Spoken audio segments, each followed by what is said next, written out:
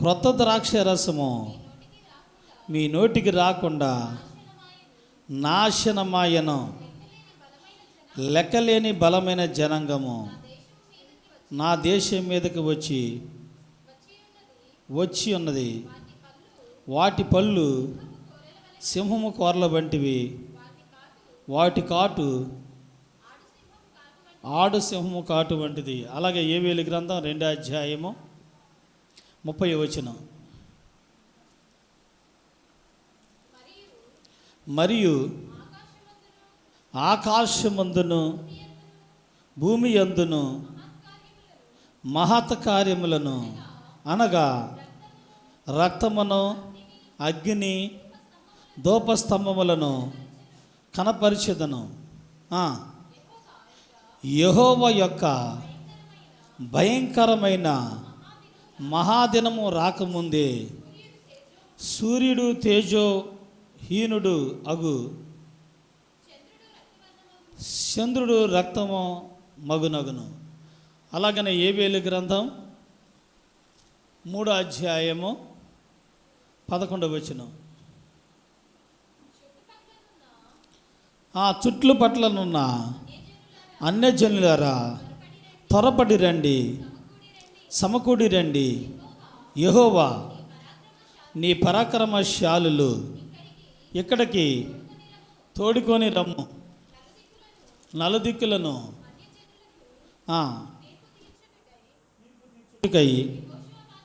యెహోషాపాతును 16వ వచనం.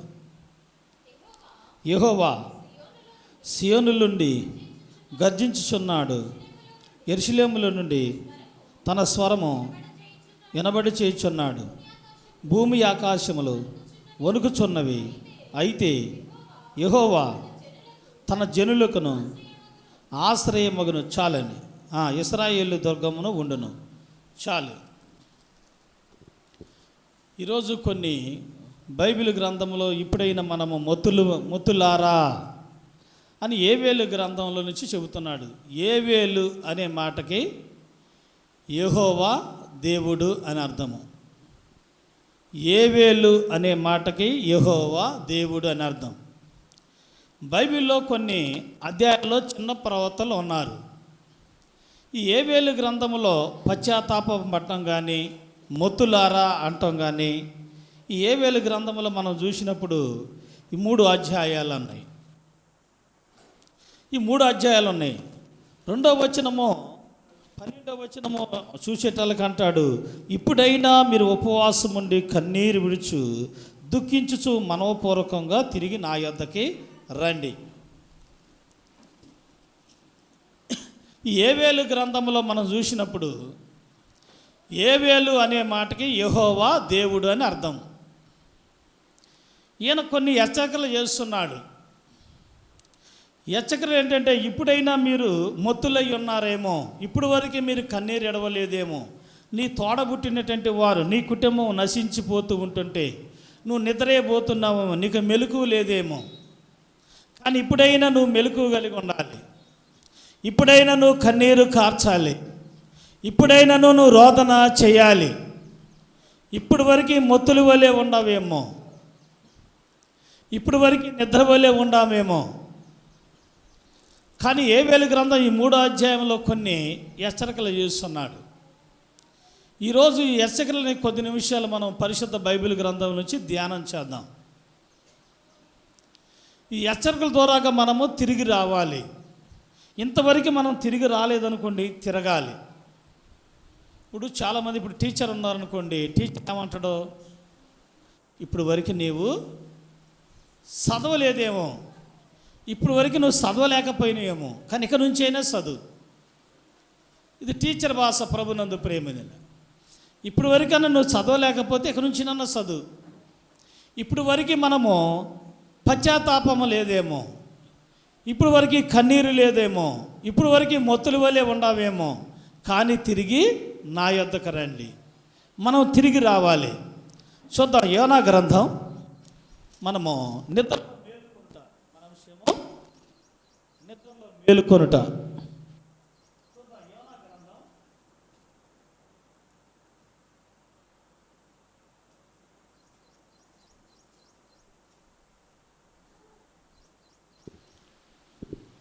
ఈయనమ్మా ఈయన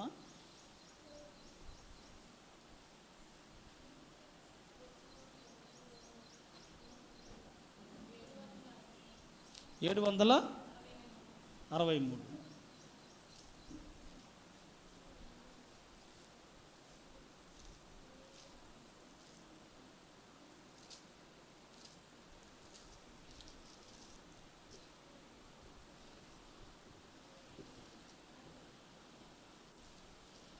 అందరూ కూడా యోనా గ్రంథం 1వ అధ్యాయము 6వ వచనాన్ని చదువుదాం. అప్పుడు వాడ నాయకుడు అతని యొద్దకు వచ్చి, ఓయి నిద్రపోతా, నీకేమి వచ్చినది? లేచి దేవునికి ప్రార్థించుము, మనము చావకుండా దేవుడు మన యందు కనికరించునేమో అనెను. చాలండి. యోనా అనే గురించి మనందరికీ తెలుసు. యోనా అనే వ్యక్తి ఒక ప్రవక్త. దేవుడు ఈ ప్రవక్తని దేవుడు ఏం చేశాడంటే,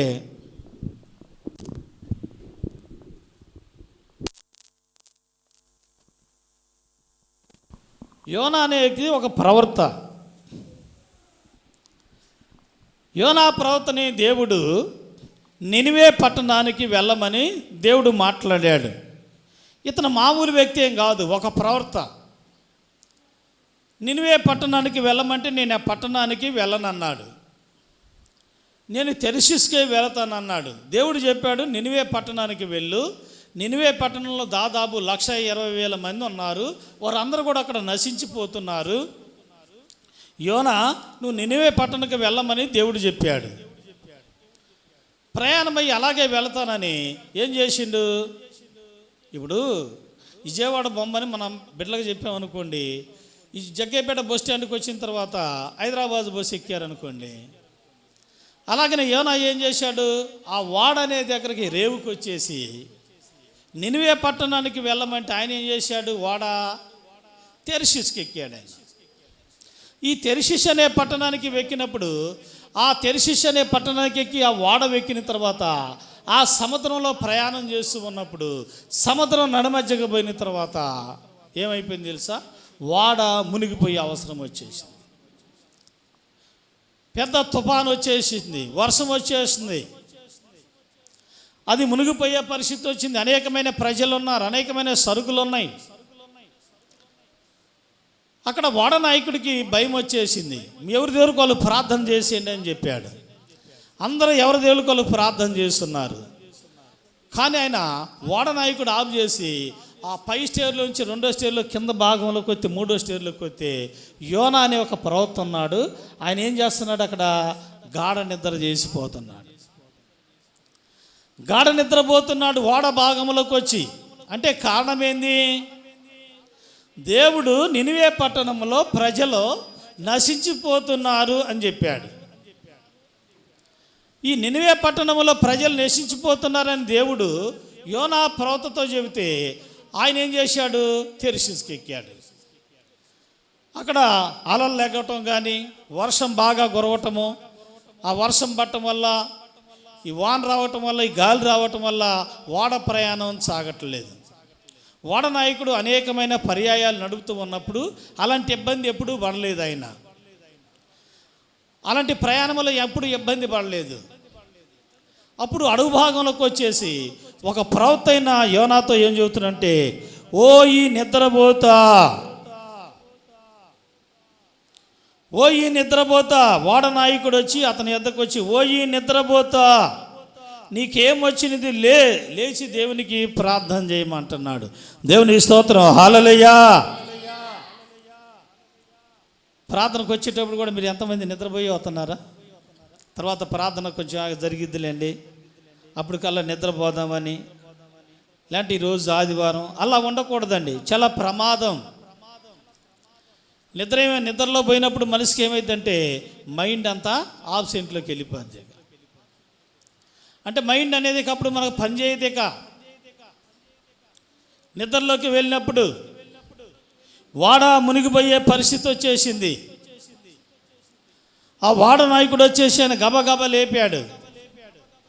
లేపేసి ఆయన్ని తీసుకొని వచ్చేసి, మేమందరం చచ్చిపోతున్నాం, నిద్రపోతా లే,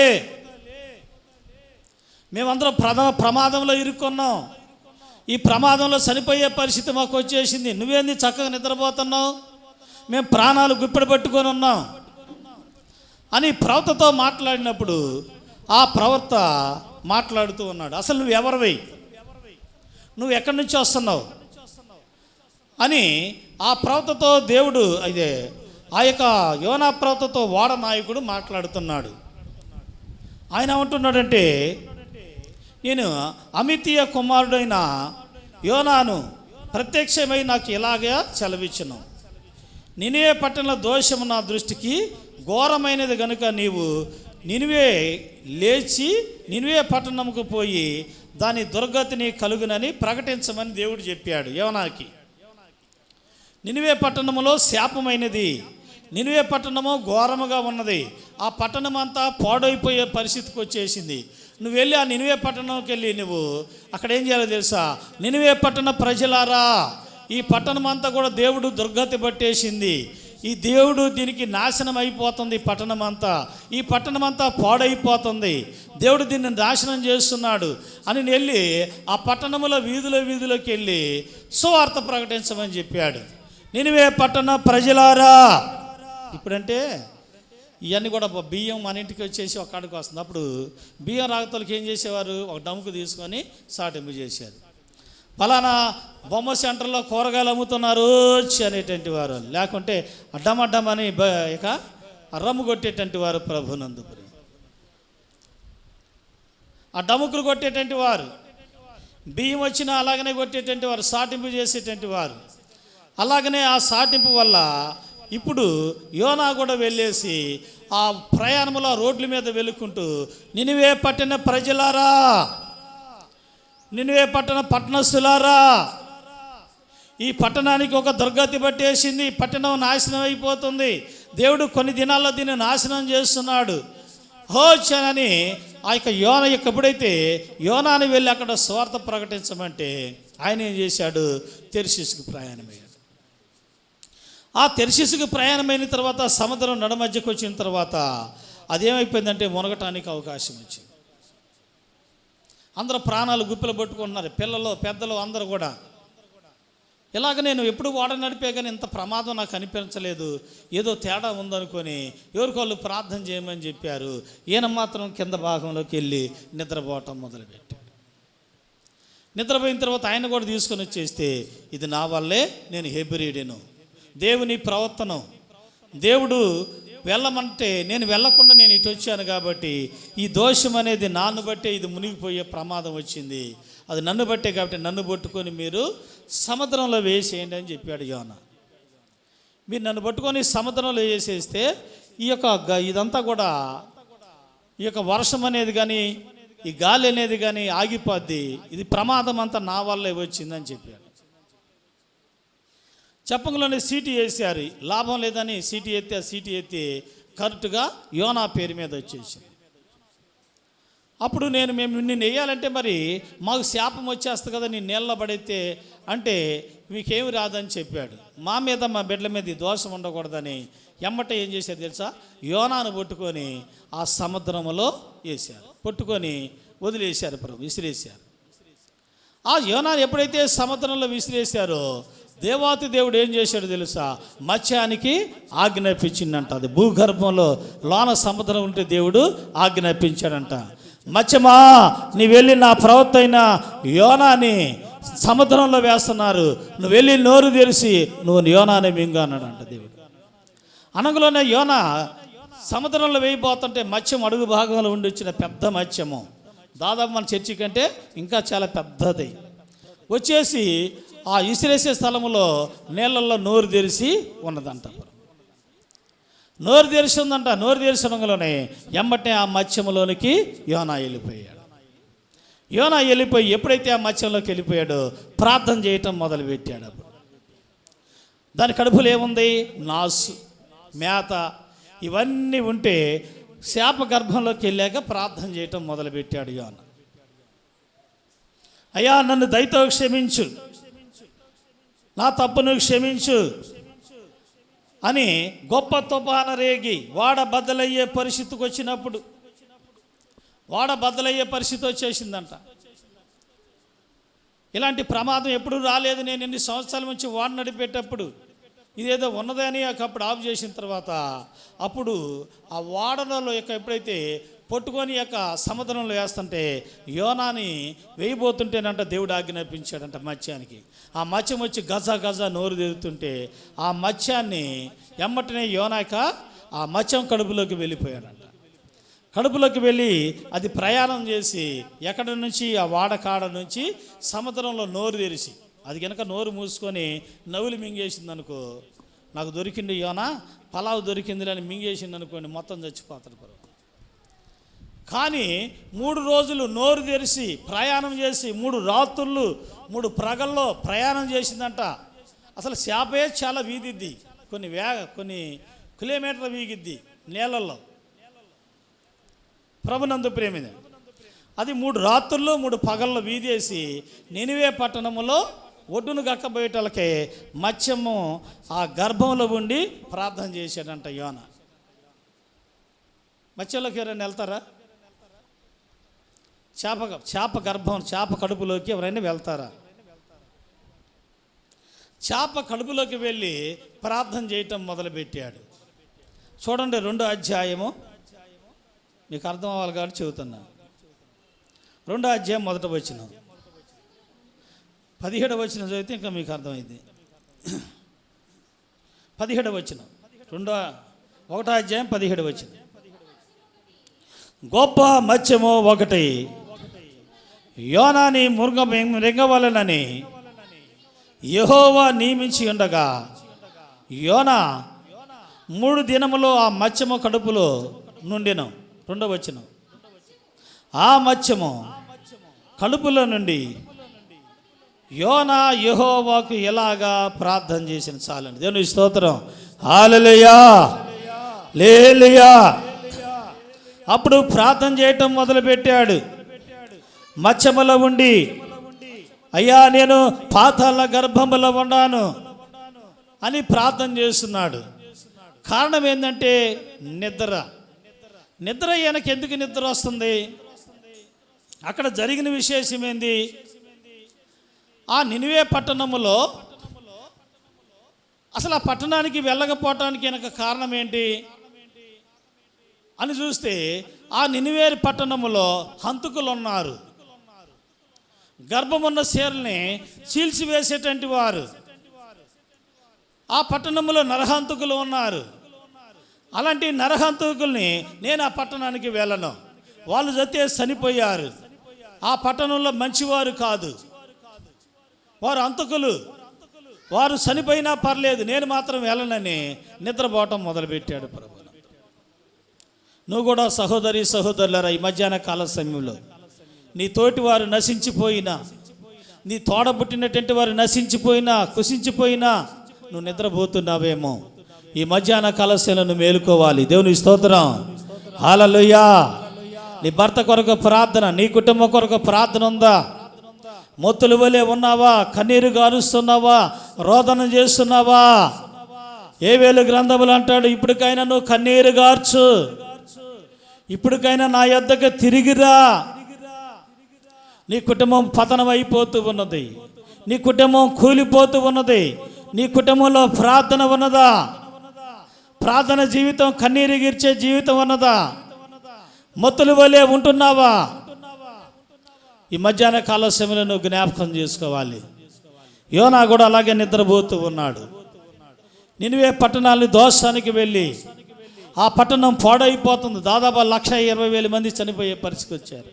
దేవుడు ఆ పట్టణాన్ని మొత్తం కాల్చి వేస్తానన్నాడు, పాడు చేస్తానన్నాడు. ఆ పట్టణానికి అది ఏమి పట్టణం అని మనం చూస్తే దుర్గతి పట్టిందంట. ఆ పట్టణాన్ని నాశనం చేస్తాడంట ప్రభుని. అప్పుడు ఎప్పుడు శాప గర్భంలోకి వెళ్ళిపోయారో అప్పుడు ప్రార్థన చేయటం మొదలుపెట్టాడు. అయ్యా నేను పాతాళ గర్భంలోకుండి శాప నేలలో నుంచి భూలో నుంచి నడుతూ ఉన్నప్పుడు పాతాళ గర్భంలో ఉన్నానయ్యా అని ప్రార్థన చేస్తుంటే దేవుడు ఆ ప్రార్థన వినేసి దేవుడు ఏం చేశాడు తెలుసా? నినివే పట్టణము ఒడ్డును కక్కాడు. ఆ నినివే పట్టణంలో ఎప్పుడైతే ఆ ఒడ్డున కక్కాడో ఆ కక్కంలోనే ఎమ్మటనే లేచిపోయి నినివే పట్టణం ప్రజలకి ఏం చేస్తున్నారో తెలుసు? నినివే పట్టణ ప్రజలారా, పెద్దలు మొదలుకొని గేదెలు కావచ్చు, ఆవులు, అనేకమైన ప్రజలారా, మీరు ఉపవాసం ఉండి ప్రార్థన చేయండి అని ఆ పట్టణం అంతా తిరిగి చేసినప్పుడు వారందరూ రాజు అంట ఆ మాట వినేసి సింహాసనం దిగేసాడంట. సింహాసనం దిగేసి రాజు వస్త్రాలు తీసేసి గోనె పట్ట కట్టుకొని అందరూ ప్రార్థన చేయటం మొదలుపెట్టారంట. ప్రార్థన చేస్తూ ఉంటుంటేనంట, ప్రార్థన చేస్తే దేవుడు, ప్రార్థన చేస్తే మనం మారుతామా? దేవుడు మారుతాడా? ప్రార్థన చేస్తే ఎవరు మారుతారు? ఎస్, దేవుడు, తర్వాత మనం, ఇంకా ఎవరు మారుతారు ప్రార్థన చేస్తే?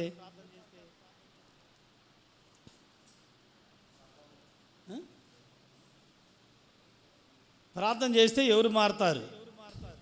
దేవుని స్తోత్రం, హల్లెలూయా. మనం ఎప్పుడైతే మారామో, మనము మారిన తర్వాత మనం ఎప్పుడైతే పశ్చాత్తాపడి ప్రార్థన చేస్తామో, మనం పశ్చాత్తాపడినప్పుడు దేవుడు ఏం చేస్తాడు? ఆ పశ్చాత్తాపంలో ఆయన ఏం చేస్తాడు? మనసు మారుస్తాడు. నువ్వు వేదనలో ఉన్నప్పుడు, నువ్వు దుఃఖంలో ఉన్నప్పుడు ఆయన ఎలా మారుతాడు? మొట్టమొదట మనం మారాలి. మనం మారిన తర్వాత నువ్వు పశ్చాత్తాపడి ఏడుస్తూ ఉన్నప్పుడు నీకేదైనా ఒక కష్టం వచ్చింది, ఒక కష్టం వచ్చినప్పుడు నువ్వు ఎంతగా ఏడుస్తావు? అన్నం నీళ్ళు లేకుండా ఏడుస్తావు మనకు వచ్చిన బాధను బట్టి, లేదంటే మనకు వచ్చిన ఇబ్బందిని బట్టి అన్నం తినబుద్ధి కాదు. లేకుంటే మనకి సరే మనం ఉదాహరణ కనుక్కుందాం. మనకి మన ఇంట్లో ఒక మనిషి, తర్వాత వేరే ఒక మనిషి బండి మీద పోతున్నారు, ఇద్దరికి కాళ్ళు ఇరిగినాయి అనుకుందాం. ఊకిని ఎవరి గురించి ఎక్కువ ప్రార్థన చేస్తారు మీరు? ఎవరి గురించి చేస్తారు? అసలు అర్థమవుతుందా నేను చెప్పే వాక్యం? మీకు అర్థమవుతుందా అయ్యా? అర్థమవుతుందా? నాగేశ్వర గారు కుర్చీ కొద్దిగా ఎవరికి వేసుకోండి. ఇట్రండి, మీరందరూ ఒక్కడే ఉన్నారు, ఏంది? కొంచెం జరగండి. నేను ఇప్పుడు ఏం చెప్పా మీకు? ఎడగరండి అయ్యా, మీరు ఎడగరండి, ఎగడగారు. ఇప్పుడు నేను ఏం చెప్పా మీకు? ఇద్దరు వెళ్తున్నారు అనుకోండి, ఒకళ్ళు మన బంధువు ఉన్నారనుకోండి, ఒకళ్ళు వేరే బయట వాళ్ళు ఉన్నారనుకోండి, వారికి అది ఇద్దరికి కాళ్ళు ఇరిగినాయి అందుకున్నాను. ఎవరి గురించి మనం ప్రార్థన చేయాలి? ఎవరి గురించి చేస్తారు మీరు ప్రార్థన? అమ్మా, కాళ్ళు చేతులు ఇద్దరికి ఇరిగినాయి. ఒక ఇంట్లో మన మనిషి అందుకుందాం, ఒక మనిషి బయట మనిషి బండి మీద వెళ్తున్నారు, ఇద్దరు కాళ్ళు ఇరిగినాయి. ఎవరి గురించి ఎక్కువ ప్రార్థన చేస్తావు? ఇంట్లో వాళ్ళ గురించే ప్రార్థన చేస్తావు. అంటే బయట వాళ్ళ గురించి చేస్తావు కానీ తక్కువ చేస్తావు. అంటే కారణం ఏంది? ఇంట్లో మన మనిషి కాబట్టి ప్రార్థన చేస్తావు. యోనా కూడా అలాగే అనుకున్నాడు. యోనాకు కూడా అదే పరిస్థితి వచ్చేసింది. నినివే పట్టణస్తులు పాడైపోతే నాకెందుకు, వారు చనిపోతే మాకెందుకు, 120,000 మంది ఉన్నారు కదా, వారు హింసకులు, గర్భిణీ స్త్రీలని చీల్చివేసినటువంటి వారు, నరహంతకులు, వారు చనిపోయినా పర్లేదని అనుకున్నాడు. కానీ మన ప్రభు అయిన యేసుక్రీస్తు వారు 2000 సంవత్సరాల క్రితమే సర్వరక్తాన్ని నీ కొరకు నా కొరకు కార్చి యోనాతో అన్నాడు, యోనా నువ్వు వెళ్ళి చెప్పు అన్నాడు. వారు ఎప్పుడైతే రాజుతో వస్త్రాలు తీసేసి ప్రజలంట, తల్లిదండ్రులు, బిడ్డలు, ఆవులు, గేదెలు అందరూ ఉపవాసం ఉండి ప్రార్థన చేయటం మొదలుపెట్టారంట. అయ్యా మా పట్టణాన్ని మీరు కాపాడాలి, యేసయ్యా ఈ పట్టణాన్ని రక్షించాలి, మేము నశించిపోకూడదు నాయనా, ఈ పట్టణం కొరకు ప్రార్థన చేస్తూ ఉంటుంటే దేవుడంట పశ్చాత్తాపం పడ్డాడంట. దేవుడు పశ్చాత్తాపడ్డాడంట. దేవుడు వీరు పశ్చాత్తాపడుతుంటే పశ్చాత్తాపంలో ఆయన ఏం చేశాడు? మనసు మార్చుకున్నాడంట. ఆయన మనసు మార్చుకున్నాడంట. ఎలా మనసు మార్చుకున్నాడు ఆయన? ఆయన మనసు మార్చుకోవటానికి ఏంటి కారణం? అని దేవుని యొక్క వాక్యములో మనం ఒకసారి చూస్తే ఆ మాట ఉంటుంది చూడండి.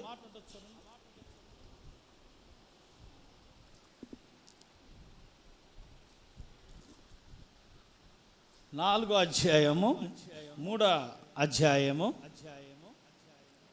క్షమించండి 4వ అధ్యాయము మొదటి నుంచి చదువుదాం.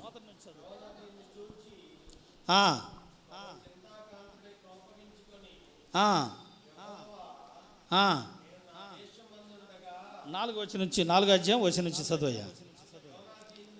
యోనా దీనిని చూచి బహు చింతాక్రాంతుడై కోపగించుకొని, యెహోవా, నేను నా దేశమును ఉండగా ఇట్లా జరుగునని నేను అనుకొంటిని. అందువలననే నువ్వు కటాక్షమును జాలియు బహుశాంతమును అత్యంత కృపగల దేవుడు అయ్యుండి పశ్చాత్తాపడి కీడు చేయక మానుదువని నేను తెలుసుకొని దానికి ముందుగానే తెరిచిచుకు పారిపోదు. నమ్మటంటే విగ్రహ సభలో కొడదాం. హల్లెలూయా, హల్లెలూయా, ప్రైజ్ ది లార్డ్. ఇక్కడ యోనా అనే వ్యక్తి ఆ పట్టణానికి వెళ్ళి నువ్వు సువార్త ప్రకటించు. ఆ సువార్త ప్రకటించే వారు పశ్చాత్తాపడతారు. అయితే ఆడికెళ్ళి వారు నేను సువార్త ప్రకటిస్తే పశ్చాత్తాపడతారు. ఈ పశ్చాత్తాపంలో నువ్వు ఎలాంటి వాడు అంటే, నీవు కటాక్షము కలిగిన, కటాక్షమును జాలి బహు శాంతము గల అత్యంత కృపగల దేవుడు అయ్యుండి, వారు పశ్చాత్తాపడుతూ ఉంటుంటే చేసే కీడు నువ్వు చేయకుండా మానతవయ్యా, అందుకే నేను వెళ్ళలేదు. అంటే ఇద్దరు వ్యక్తులు, మన బంధువులు ఒక వ్యక్తి, బయట వ్యక్తి ఉన్నప్పుడు ఇద్దరికి కాళ్ళు విరిగినప్పుడు వారిద్దరం మనకు సమానంగానే ప్రార్థన చేయాలి. వారిద్దరం మన సహోదరులే. మనం ప్రార్థన చేసే దాంట్లో ఎలా ఉండాలంటే, ప్రభునందు ప్రేమ అనేది ఏం లేరా, వారు ఇద్దరు కూడా మన బిడ్డల్లాగానే మనం ప్రార్థన చేయాలి. మనం పశ్చాత్తాపడాలి. వారి గురించి మనం కన్నీరు గార్చాలి. మొత్తులారా మీరు మేలుకోవాలి. ఇప్పుడైనాను మీరు ఉపవాసం ఉండి కన్నీరు కార్చాలి. నువ్వు కన్నీరు గార్చక ఎన్నాలైంది? నువ్వు ప్రార్థన చేయక ఎన్నాలైంది? సహోదరి సహోదరులారా, నీ కుటుంబం గురించి నువ్వు ప్రార్థన చేస్తున్నావా?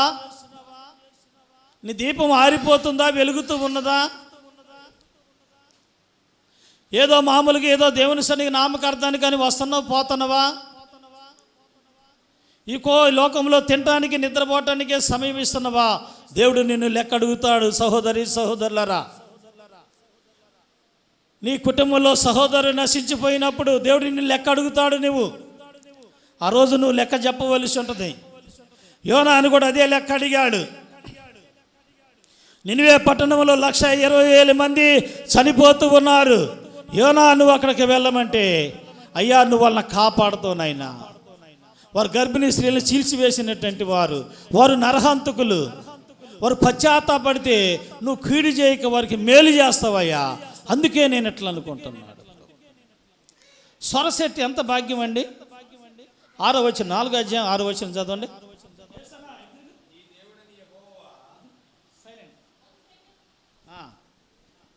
యోనా గ్రంథం 4వ అధ్యాయం 6వ వచనం. నీ దేవుడైన యెహోవా సొరసెట్టు ఒకటి ఏర్పరిచి అతనికి కలిగిన శ్రమని పోగొట్టుకున్నటకై అది పెరిగి యోనా తలకు పైగా నీడ ఇచ్చినట్లు చేసినాం. ఆ సొరసెట్టు చూసి యోనా బహు సంతోషించును. మరుసటి ఉదయమందు దేవుడు ఒక పురుగును ఏర్పరచగా అది ఆ చెట్టును తొలిచినందున చెట్టు వాడిపోయిను. చాలండి, చదువు కింద వచ్చిన కూడా. మరియు ఎండ కాయగా దేవుడు వేడిమి గల తలకు గాలిని రప్పించెను, తూర్పు గాలిని రప్పించెను. యోనా తలకు ఎండ దెబ్బ తగలగా అతడు సొమ్మసిల్లి బ్రతుకుట కంటే చచ్చుట నాకు మేలనుకొనెను. అప్పుడు దేవుడు, ఈ సొరచెట్టును గురించి నువ్వు కోపించుట న్యాయమా అని యోనాని అడగగా, యోనా నా ప్రాణము పోవునంతగా కోపించుట న్యాయమే అనెను. అందుకు యెహోవా, నువ్వు కష్టపడకుండా చాలండి. యోనా గురించి చెబుతున్నాడు. ఆ రాత్రే ప్రయాణం అయిపోయినప్పుడు సొరచెట్టు ఏమైంది, పెద్దది చేశాడు దేవుడు. ఆ సొరచెట్టు కూడా చుట్టూ బాగా పెద్ద పొద అయిపోయింది, బాగా పాకేసింది, బాగా నీడుంది యోనాకి. ఆ తర్వాత మళ్ళీ ఏంది, బాగానే ఉందలే, చెట్టు కింద బాగా చక్కగా మరి చల్లగా ఉంది, బాగా ఉంది, గాలి ఉంది అనుకొని ఉన్నాడు. తెల్లారిపాటికి ఏమైంది, దేవుడు ఒక పురుగును ఆజ్ఞాపించాడు. ఆ పురుగు ఏం చేసింది, ఈ సొరాకులన్నీ కూడా తినుకుంటూ వచ్చింది, బాగా వెండ వచ్చేసింది, వెండ తగిలి సొమ్మసిల్లి పడిపోయాడు. ఆ సొమ్మసిల్లి పడిపోయిన తర్వాత అంటున్నాడు, కోపడుతున్నాడు. ఏమని, అయ్యా నీకు న్యాయమేనా, ఈ సొరచెట్టు మొత్తం కూడా ఆకులన్నీ తినేసినట్టుగా ఆజ్ఞాపించావు అని అన్నాడు. దేవుడు అన్నాడు, యోనా సొరచెట్టు నువ్వేమన్నా వేసావా, నువ్వేమన్నా నీళ్ళు పోసావా, అది పెరిగి పెద్దదైపోయింది. తర్వాత ఒకరోజు దానికి నువ్వు ఎంత వేదన పడి బాధపడుతున్న, ఇది న్యాయమా అంటున్నావు. నినివే పట్టణంలో 120,000 మంది చనిపోతున్నారు, నాకెంత బాధ కలిగిద్ది. నమ్మిటంటారు దగ్గర సపలు కొడదాం. హల్లెలూయా, హల్లెలూయా, ప్రైజ్ ది లార్డ్. నాకెంత బాధ కలిగిద్ది, 120,000 మంది చనిపోతుంటే నాకెంత రోదన కలిగిద్ది యోనా, దీనికి న్యాయమేనా? నా ప్రజలు అనేటువంటి వారు అంతమంది చనిపోతున్నారు, నీ కొరకు నేను రక్తాన్ని కార్చాను కదా, ప్రాణం పెట్టాను కదా అని దేవుడు మాట్లాడుతున్నాడు. సహోదరి సహోదరులారా, దేవుడు నీతో మాట్లాడుతూ ఉన్నాడు. ఈ మధ్యాహ్న కాల సమయంలో నువ్వు కన్నీరు కార్చక ఎన్నాలైంది, ప్రార్థన చేయక ఎన్నాలైంది, నువ్వు రోదన చేయక ఎన్నాలైంది. నీ సహోదరుడు నాశమైనా పర్లేదు, వారు పాడైపోయినా పర్లేదు, వారు ఇబ్బందులు ఉన్నా పర్లేదు, కానీ దేవుడు నీ దీపాన్ని ఎందుకు వెలిగించాడు, నీ కొవ్వొత్తిని ఎందుకు వెలిగించాడు, అనేకులకు వెలుగుగా ఉండాలని వెలిగించాడు. నీ కొవ్వొత్తి నువ్వు ఆరిపేసుకుంటున్నావా, నీ కొవ్వొత్తి ఆరిపోతూ ఉన్నదా, నీ తోడబుట్టిన కుటుంబాలు నశించి నరకానికి పోయినా పర్లేదా, వారు నిత్య నరకాగ్నిలోకి పోయినా పర్లేదా, నీకు సంతోషమేనా? వారికి నువ్వేమన్నా చెప్పగలుగుతూ ఉన్నావా? యోనా వలే నువ్వు అనుకుంటున్నావు, వాళ్ళు ఎలా అయిపోయినా పర్లేదు, వారు నాశనమైనా పర్లేదు, వారు ఎలా అయిపోతే నాకెందుకు అని అనుకుంటున్నావా? ఈ మధ్యాహ్న కాలసం నేను జ్ఞాపకం చేసుకోవాలా ప్రభునందు ప్రేమ. అలాగే అపోస్తుల కార్యము 20వ అధ్యాయం, అపోస్తుల కార్యము 20వ అధ్యాయము 6వ వచనాన్ని 7వ వచనం చదువుదాం. 6వ వచనం 7వ వచనం. 7వ వచనం చదువయ్యా. ఆదివారం అపోస్తుల కార్యము. అందరూ కూడా బైబిల్ చెప్తున్నారా? నిద్రపెట్టుంటే దేవుని స్తోత్రాలు, హల్లెలూయా. మెలుకుగుంటే దేవుని స్తోత్రాలు, హల్లెలూయా. నిద్ర వస్తుందా నేను వాక్యం చెబుతుంటే మీకు? లేదంటే వాక్యం చెబుతుంటే జ్వాల పాడబడినట్టుందా? నేను వేదనతో చెబుతున్న సహోదరి, బాధతో చెబుతున్నా, దుఃఖముతో చెబుతున్నాను. వారు కూడా మొత్తులైపోయి ఉన్నారు. ఏ వేలు ప్రవక్త అంటున్నాడు, ఇకనైనా మీరు కన్నీరు విడవండి, ఇకనైనా మీరు కన్నీరు గార్చండి, ఇకనైనా నువ్వు ప్రార్థన చేయండి ఆయన హెచ్చరిక చేస్తూ ఉన్నాడు. ఇశ్రాయేలు ప్రజలకు హెచ్చరిక చేస్తున్నాడు, బతిమిలాడుతూ ఉన్నాడు. హెచ్చరిక అనేది మన జీవితానికి ఆశీర్వాదం. ప్రాణం ఉండగానే ప్రభువుని నమ్ముకోవాలి, దీపం ఉండగానే ఇల్లు చక్కబెట్టుకోవాలి. తర్వాత నీ ప్రాణం ఎంతలో కనబడి అంతలో మాయమైపోయింది. అది అపోస్తుల కార్యం 20వ అధ్యాయం 7వ వచనం. ఆదివారమున మేము రొట్టె విరుచుట కూడినప్పుడు పౌలు మరునాడ ఉండి వారితో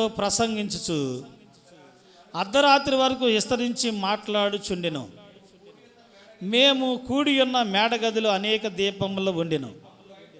అప్పుడు ఐతక్కు అనే ఒక యవనస్తుడు కిటికీలో కూర్చుండి గాఢ నిద్రపోయి. చాలండి, ఇంత కూడా మీరు శ్రద్ధగా జాగ్రత్తగా వినాలి. ఐతక్కు అనే ఒక యవనస్తుడు ఉన్నాడు. పౌలు కాలంలో 3 అంతస్తుల గదిలో ప్రార్థన పెడుతున్నారు. మేడ మీద ప్రార్థన పెడుతున్నారు. మేడ మీద ప్రార్థన పెడుతూ ఉంటుంటే అందరూ చర్చిలోకి వచ్చారు. చర్చిలోకి వచ్చిన తర్వాత ఒక ఆయన ఏం చేశాడు, అప్పుడులో కిటికీలు చాలా పెద్దగా ఉంటాయి, మనిషి ఎక్కి కూర్చోవచ్చు.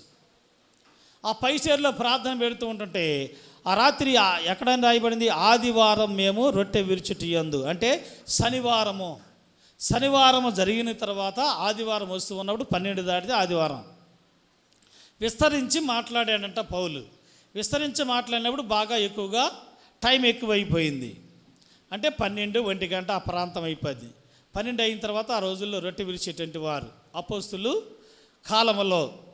కాలంలో రోజు ఇంటింట రొట్టె విరిచినని ఉంది. కానీ 20వ అధ్యాయంలో మాత్రము విశ్రాంతి దినం గడిచిన తర్వాత ఆదివారం దాటిన తర్వాత రొట్టె విరిచేటువంటి వారు. అయితే వాక్యాన్ని బోధిస్తూ ఉన్నాడు, మాట్లాడుతూ ఉన్నాడు. ఒక యవనస్తుడు వచ్చేసి కిటికీలో కూర్చున్నాడు, 3 అంతస్తులు. ఆ కిటికీలో కూర్చొని కిటికీలు గట్టిగా పట్టుకొని వాక్యం వినటం మొదలుపెట్టాడు. వాక్యం వినటం మొదలు పెడుతుంటే పౌలు గారు వాక్యం చెప్పంగా ఏం చేశాడు, చేతులు గట్టిగానే పట్టుకున్నాడు, కళ్ళు మూతలు పడిపోయాయి. ఏమైంది అప్పుడు? నిద్ర వచ్చేసింది. నిద్రపోయాడు. నిద్రపోయిన తర్వాత ఏం చేసింది సైతాను, నిద్రపోతున్నాగా చేతులు వదిలిపెట్టి అంటది. అంతేగా. ఇప్పుడు ఒక దైవజనుడు అంట బస్సులో పోతున్నారంట. బస్సులో ప్రయాణం పోయి చేస్తామంటే ఆ పక్క ఏమంటే కూర్చొని నిద్రపోయి ఏం చేస్తుండో లటకమంటే ఆయన మీద పడుతున్నంట. ఆయన ఏం చేస్తున్నారు, దైవజనుడిని తీసుకొచ్చి మళ్ళీ ఆ మనిషిని కరెక్ట్గా నిలబెడుతున్నంట. మళ్ళీ ఒకసారి పడిపోతున్నాడంట. ఇది ఆయన పక్క ఏమంటే మళ్ళీ ఆయన పట్టుకొని ఏం చేస్తున్నాడు, మంచిగా ఆయన సీట్లో కూర్చోబెడుతున్నాడు. పక్క ఏమైనా సీటు ఉంటుంది కూర్చున్నాడు అని. అలాగ ఎన్నిసార్లు అయితే చెప్పినా ఆ తల లేపి అట్లా పెట్టడమే ఆలస్యంట. మళ్ళీ వచ్చి ఆయన గుద్దుకోవటం మొదలు పెడుతున్నంట. బ్రదరు, ఇప్పుడు బస్సు యాక్సిడెంట్ అయిపోతుంది అనుకో అన్నాడంట. ఒకసారి లేచి వామ్ము అని కూర్చున్నాడంట. అంటే ఎడిపోయింది నిద్రే. వామ్ము ఈ బస్సు యాక్సిడెంట్ అవుతుంది అనుకో అన్నాడంట. వామ్ము అవుతుందా యాక్సిడెంట్ అని నిద్రకిద్దరు దెబ్బకు పోయింది ప్రభునందు. అంటే అలాంటి భయంతో మనం ఉండాలి. ఈ వ్యక్తి ఏం చేశాడో, రేత్రి ప్రసంగిస్తూ ఉంటుంటే అయితే కానీ యవనస్తుడు బయట కిటికీ పక్కన కూర్చొని కిటికీలు గట్టిగా పట్టుకొని వచ్చి లోన కూర్చుంటే పోయేది. బయట కూర్చున్నాడు. జనమందరూ ఎక్కువైపోయారు. అప్పుడు బయట కూర్చొని అలాగే ఉండి మాట్లాడి దేవుని వాక్యం చెప్పిన తర్వాత ఆ వాక్యం అయిపోయిన తర్వాత ప్రభు శరీర రక్తం పోస్తున్నప్పుడు కల్లా ఆయన ఏం చేశాడు తెలుసా, ఆ నిద్రపోయి గబకన చేతులు వదిలిపెట్టాడు. ఆ చేతులు వదిలిపెట్టడంలో 3వ అంతస్తు నుంచి కింద నేల మీద పడిపోయాడు. నేల మీద పడిపోయి చచ్చిపోయాడని గందరగోళం లేచింది. కారణం ఏంది, నిద్ర ఏం చేస్తుంది, నిద్ర పోవాలి, కానీ ఎలా పడితే అలా నిద్ర పోకూడదు. చాలామంది లారీలోనే అనుకోండి, లారీ కింద పక్క వేసుకొని పండుకుంటారు. కొంతమంది ట్రాక్టర్ కింద నీడ ఉంటుంది కదా, ఏం అడ్డం లేదు అనుకుంటారు. ఇంకోటి వచ్చి గుద్దుతాడు ప్రభును. చాలా ప్రమాదం. నిద్ర పోవాలి, కానీ దానికి ఒక ప్రత్యేకమైన స్థలం ఉండాలి. ప్రభును పక్కన పెట్టుకోవాలి. మనం ఏం కాదులే అనుకుంటాం, కానీ ఎవడొచ్చాడు గుద్దుతుడో తెలియదు ప్రభునందుకు. నేను మీకు ఒక జరిగిన విశేషం ఏం తెలుసా, ఇది రియలేనండి. వరి కుప్ప కొట్టడానికి వెళ్ళారంట.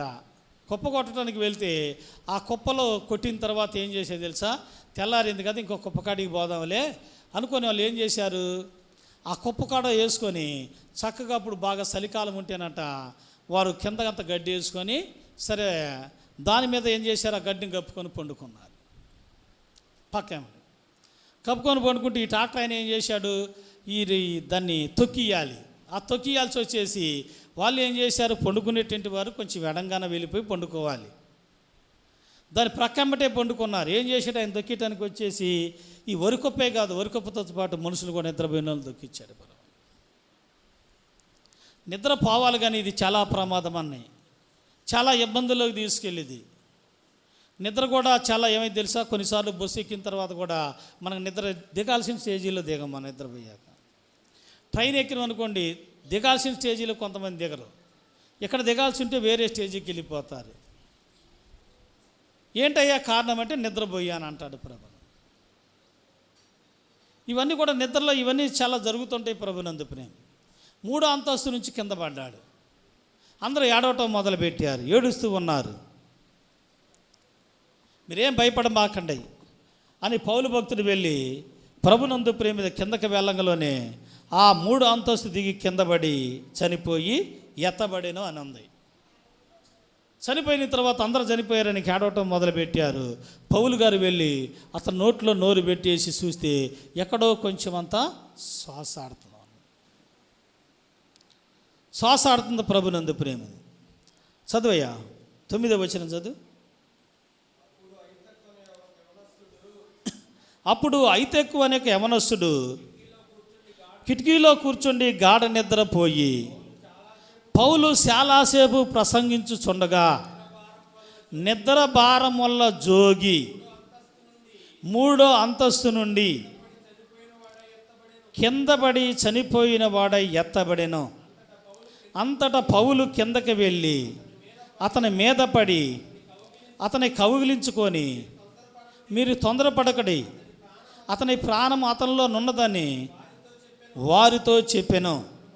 అతను మరలా పైకి వచ్చి రొట్టె విరిచి పుచ్చుకొని తెల్లవారు వరకు విస్తారంగా సంభాషించి బయలుదేరెను. వారు బ్రతికిన చిన్నవాడిని తీసుకొని వచ్చినప్పుడు వారికి విశేషమైన ఆదరణ కలిగిన. నమ్మిటంటే దగ్గర సపడగదాం. హల్లెలూయా, లేలుయా. అప్పుడు ఏమంటారు? ఏమండి దేవుని చర్చికి వెళ్ళామండి, దేవుని చర్చికి వెళ్ళిపోతే మా అబ్బాయి పడి చచ్చిపోయిందండి అంటారు. అంటే జ్ఞానం ఉండాలి మనకు మాట్లాడే విషయంలో. అంటే ఎక్కడ ఉన్నాడు అతను? బయట పక్క కిటికీలో కూర్చున్నాడు. కిటికీలో అసలు మనకేం పని? లోన వచ్చి కూర్చోవాలి. అతను వచ్చి లోన కూర్చోవాలి. ప్రభునందు ప్రేమైన దీని మీద ఆయన కూర్చోవలసింది ఎక్కడ? బయట కూర్చున్నాడు. తర్వాత ఏమంటారు? ప్రార్థనకు వస్తే మా అబ్బాయి కింద పడి చనిపోయాడండి అంటారు. అసలు బయట కుర్చీలో కూర్చోవటం ఏంటి? ఆ కిటికీలో కూర్చోవటం ఏంటి? నిద్రపోవటం ఏంటి? ఇవన్నీ కూడా అపవాది సాతాను ఏం చేస్తాడంటే ఇలా చేస్తుంటాడు ప్రభునందు. నిద్రపోయేటప్పుడు నిద్ర పోయినప్పుడు ఏమైతే మన మైండ్ అంతా కూడా ఆబ్సెంట్ అయిపోద్ది. ప్రభునందు కొంతమంది నిద్రపోయారు అనుకోండి, కనీసం నీళ్ళు పోసినా లేకరు, కొంతమంది కేకలు వేసినా లేకరు, కొంతమంది ఉన్నారా మనోళ్ళు ఎవరన్నా? ప్రభునందు ప్రేమే. కేకలు అయితే చుట్టుపక్కల వాళ్ళు లేచి వస్తారు, కానీ అసలు ముందు మనోళ్ళు లేకరు. వచ్చిన బాధ అది. ఏందయ్యా అరుతున్నారని పొక్కేమటో లేచి వస్తారు, కానీ ఇంట్లో మనిషి రారు. అంటే నిద్ర అనేది మరీ అంత ఉండకూడదు ప్రభు, అది ప్రమాదకరమైనది. నిద్రపోయేటప్పుడే పోవాలి ప్రభునందు. నిద్ర మొత్తులైనటువంటి వారికి ఉండకూడదు. మొత్తులారా మీరేం చేయాలంటే మేలుకోవాలి. దాదాపు దీంట్లో 6 అంశాలు ఉన్నాయి, కానీ 2 అంశాలు చెప్పడానికి దేవుడు మనకు సహాయం చేస్తాడు. సమయం అయిపోవస్తుంది. ప్రభునందు ప్రేమందిన కానీ మీరెవరు కూడా దేవుని సన్నిధికి వచ్చి నిద్రపోతున్నటువంటి దేవుని స్తోత్రాలు. హల్లెలూయా. ఎందుకు మీకు నిద్ర వస్తుంది అంటే మీకు భారం అనేది లేదు. నిద్రై మనం ఏం చేయాలి? దేవుని సన్నిధికి వచ్చినప్పుడు వాక్యాన్ని శ్రద్ధగా వినాలి. వాక్యం వినకుండా ఏం చేస్తాడు? సాతాను నిద్రలోకి తీసుకెళ్తాడు. వాక్యం వింటే నువ్వు బలపరచబడతావని ఏం చేస్తాడు? వాక్యం వినకుండా చేస్తాడు. ఈ లోపల వ్యవహారం చెబుతాడు. అక్క బాగున్నావా అంటాడు. ఇదే వ్యవహారం చేస్తాడేక ఏంది? ఈ వాక్యాన్ని చెవులోకి పోనీయకుండా చేస్తాడు. అది వాక్యం వింటే నువ్వు సరి చేసుకుంటావేమని, వాక్యం ఉంటే నువ్వు జీవితాన్ని బాగు చేసుకుంటావేమని. దాదాపు సీమోన్ అనే వ్యక్తి నిద్రపోయిండు, సంఘం నిద్రపోయిండు. దీంట్లో దాదాపు మరి 5 అంశాలు ఉన్నాయి. ఈ 5 అంశాల్లో ప్రభునందు ప్రేమని దేవునిరా. దీనిలో ఒకటి ఏంటంటే మేలు కొలుపు, 2వది కన్నీటి ప్రార్థన, 3వది పశ్చాత్తాపము, పునరుద్ధానం, తర్వాత సంఘము, ఉజ్జీవించటం ప్రభునందు. సంఘము పరిశుద్ధాత్మ దిగటము, పరిశుద్ధాత్మ దేవుడు మన మీద కొండటము. మనం ఈ 4 లక్షణాలు కలిగినటువంటి వారుగా ఉండాలి ప్రభునందు ప్రేమ. మేలు కొలపాలి, మనం నిద్రలోంచి మేలుకోవాలి. ఆత్మీయ జీవితంలో మేలు కొలుపు మనకు ఉండాలి, కన్నీటి ప్రార్థన ఉండాలి, పశ్చాత్తాపం ఉండాలి, పునరుద్ధానం ఉండాలి. ప్రభునందు ప్రేమదేవులరా, సంఘములో సంఘం మీద పరిశుద్ధాత్మ కుమరించబడాలి. అలాంటి వారుగా మనము కలిగి జీవించాలి. ఏ వేలు అంటాడు ఆయన, చెప్పుకుంటూ ఏమని వస్తున్నాడంటే, నువ్వు పశ్చాత్తాపం పడితేనంట ఆయన ఏమవుతాడో తెలుసా, ఆయన నీకు చేయాల్సిన కీడు ఆయనంట చేయకుండా మానేస్తాడంట. ప్రభునందు ప్రేమ, చేయాల్సిన కీడునంట చేయకుండా ఏం చేస్తాడు, మానిపిస్తాడంట. నువ్వు ఇప్పుడైనా కన్నీరు గార్చి ప్రార్థన చేయాలి, ఇప్పుడైనా నువ్వు తిరగాలి. చూద్దాం, నెహెమ్యా గ్రంథం ఊరికి చదివించి ఆఫ్ చేస్తుంది. చదివి వివరించడానికి కూడా టైం లేదు, టైం అయిపోయి వస్తుంది. చూద్దాం, నెహెమ్యా గ్రంథం 1వ అధ్యాయం 6వ వచనం. దేవుని చిత్తం అయితే ఇప్పుడన్నా ఒక 2 గంటలు ఈ వాక్యాన్ని 1 గంట 2 గంటలు చెప్పుకుందాం. నెహెమ్యా గ్రంథం 1వ అధ్యాయము 6వ వచనాన్ని చదువుదాం.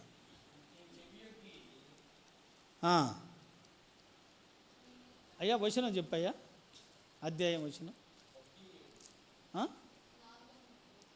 400 అమ్మా,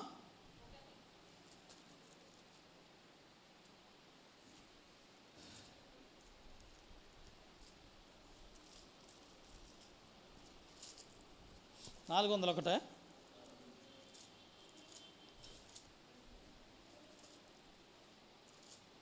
నెహెమ్యా గ్రంథం 1వ అధ్యాయము 6వ వచనాన్ని చదువుదాం. నీ చెవి అగ్గి నేత్రములు తెరిచి నీ సన్నిధి దేవారాత్రములు నీ దాసులైన ఇశ్రాయేలీయులను పశ్చిమగా నేను చెయ్యి ప్రార్థన అంగీకరించుము. నీకు విరోధంగా పాపము చేసి ఇశ్రాయేలు కుమారుల దోషములో నేను ఒప్పుకొనుచున్నాను. నేనును నా తండ్రి ఇంటి వారు పాపము చేసి ఉన్నాను. చాలండి. ఈ చదవబడిన వాక్యంలో మీరు జ్ఞాపకం చేసుకున్నట్లయితే ఇక్కడ నెహెమ్యా ప్రార్థన చేస్తున్నాడు, ఇశ్రాయేలీయుల గురించి చేస్తున్నాడు. యెరూషలేములో ఉన్న మందిరము గురించి ఆయన దుఃఖాక్రాంతుడైపోతున్నాడు, వేదన కలుగుతూ ఉన్నది.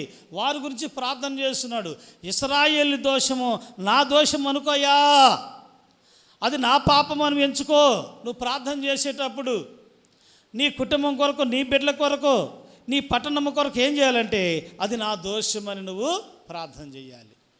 ఇది నా పాపమేనయ్యా అని ఇశ్రాయేలు గురించి, నీకు విరోధంగా ఇశ్రాయేలు కుమారులు దోషం చేస్తే నేను ఒప్పుకుంటున్నాను, అది నా పాపం, నన్ను క్షమించు ప్రభువా, అయ్యా నన్ను క్షమించని ప్రార్థన చేస్తున్నాడు నెహెమ్యా.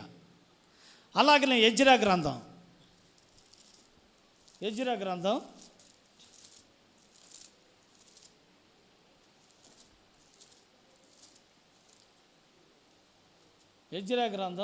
10వ అధ్యాయం 1వ వచనం.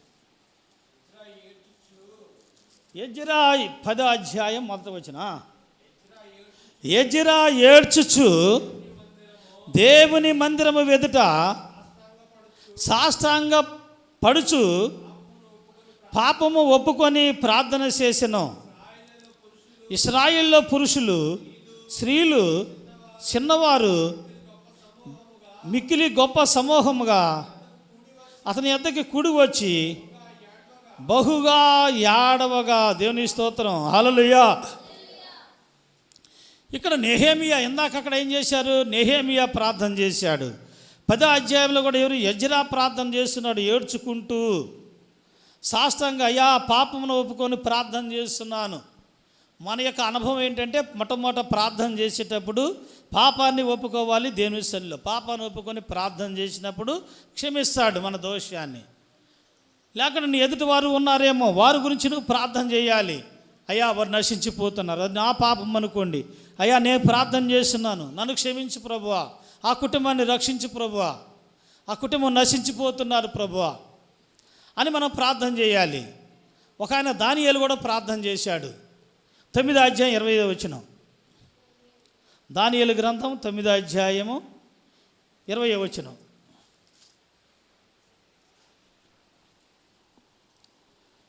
చదవండి. నేను ఇంకనో పలుకుచు ప్రార్థన చేయుచు పవిత్రము కొరకు నా దేవుడైన యెహోవా ఎదుట నా పాపమును, నా జనము యొక్క పాపమును ఒప్పుకొనిసి నా దేవుని జ్ఞానమును చేయుచుంటిని. దానియేలు గురించి చేస్తే దానియేలు జీవితంలో పాపమే లేదు. సింహం బోల్లో వేసినప్పుడు నీవు నిందారహితుడివి. ఆయన నిందారహితుడు. ఆయన దేవుని ఎదుట పరిశుద్ధుడు గాగపడ్డాడు. కానీ 9:20 అంటాడు, నేను ఇంకా పలుకుచు ప్రార్థన చేసు పవిత్రము కొరకు నా దేవుడైన యెహోవా ఎదుట నా పాపము, నా జన్మ యొక్క పాపమని ఒప్పుకొనుచున్నాను. నా ప్రజల పాపం నాది, నేను చేసిన పాపమేమని దానియేలు గురించి ప్రభునందు ప్రేమని దేవుడరా, దానియేలు ఇశ్రాయేలు ప్రజల గురించి మరి బబులోన్ అనే ప్రాంతంలో ఆ ప్రజల గురించి ప్రార్థన చేయటం మొదలుపెట్టాడు. ఇది నా దేశమయ్యా, నా ప్రజలు నశించిపోతున్నారు, నా పాపం అనుకోండి, క్షమించండి. మోషే కూడా ప్రార్థన చేశాడు ఇశ్రాయేలు ప్రజల కొరకు. మోషే, నేను ఇశ్రాయేలు ప్రజలను ఉండకుండా తూడ్చి వేస్తా, భూమి మీద ఉండకుండా అంటే నువ్వు మొట్టమొదట తూడ్చేటట్టయితే జీవగ్రంథం నుంచి నా పేరు తీసివేసి వారిని చంపివేయమన్నాడు. అప్పుడు ఆయన చంపివేసానంటే దేవుడు ఏం చేశాడంటే చేయాల్సిన వారికి నష్టాన్ని చేయకుండా ఏం చేశారు తెలుసా, వారిని క్షమించాడు. తిరిగి రావాలి. ఇప్పుడు మనం ఇంతవరకు కన్నీరు గాల్చలేదేమో, ఇంతవరకు మొత్తులు పోయి ఉండమేమో, ఇంతవరకు ప్రార్థన చేయలేదేమో. ప్రార్థన చేద్దాం. కళ్ళు మూసుకున్నట్టయితే ప్రార్థన చేద్దాం. 1 నిమిషం ప్రార్థన చేసుకొని ముగింపులోకి వెళ్దాం. దేవుని చిత్తమైతే ఉన్న వంశాల తర్వాత చూద్దాం. అవునయ్యా, వందనాలు, స్తోత్రం, స్తోత్రం, స్తోత్రం, స్తోత్రం, పరిశుద్ధుడా, స్తోత్రం, మహోన్నతుడా, స్తోత్రం, వందనాలు, వందనాలు, వందనాలు యేసయ్యా, వందనాలు. ప్రార్థన చేసుకుందాం. కళ్ళు మూసుకున్నట్టయితే ప్రార్థన చేసుకుందాం.